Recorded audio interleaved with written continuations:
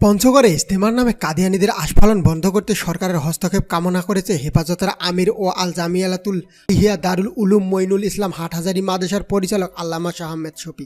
বৃহস্পতিবার রাত 8:30টার দিকে হাটহাজারী মাদ্রাসার মুখপাত্র সরোয়ার কামাল প্রেরিত এক বিবৃতিতে একথা জানানো হয়। বিবৃতিতে হেফাজতের আমির আল্লামা আহমেদ শফি বলেন, খতমে নবুয়তের অস্বীকারী ব্রিটিশের পাঁচাটা গোলাম মুসলিম উম্মার জঘন্য শত্রু গোলাম আহমেদ কাদিয়ানী সর্বশেষ নবী মুহাম্মদ সাল্লাল্লাহু আলাইহি সাল্লামের মাধ্যমে নবুয়তের ধারাবাহিকতা সমাপ্ত হওয়ার বিষয়কে অস্বীকার করে ব্রিটিশদের দালালি এবং মুসলমানদের ধোঁকা দেওয়ার নিমিত্তে মিথ্যা নবুয়তের দাবি করেছিল।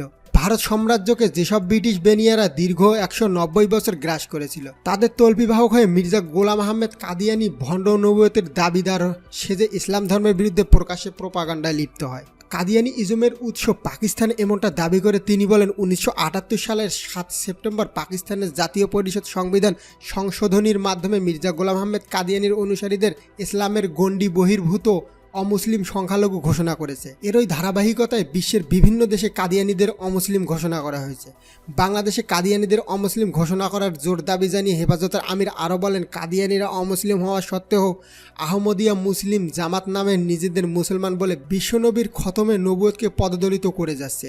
এই মাসের শেষের দিকে পঞ্চগড়ে তারা ইজতেমা করার যে দুঃসাহস করেছে তা অচিরেই বন্ধ করতে হবে, নইলে খতমে নবুয়ত আন্দোলনের সঙ্গে একাত্ম পোষণ করে হেফাজতে ইসলাম বাংলাদেশ কাদিয়ানীদের বিরুদ্ধে কঠোর আন্দোলনে নামতে বাধ্য হবে। তাদের এই নগ্ন আস্ফালন বন্ধ করা সহ কাদিয়ানীদের অমুসলিম ঘোষণা করতে হবে, অন্যথায় লক্ষ কোটি তৌহিদি জনতার ইমানি চেতনায় যে কোনো প্রতিবদ্ধকতা ও ষড়যন্ত্র নস্যাৎ হয়ে যাবে বলে উল্লেখ করেন আল্লামা শফি।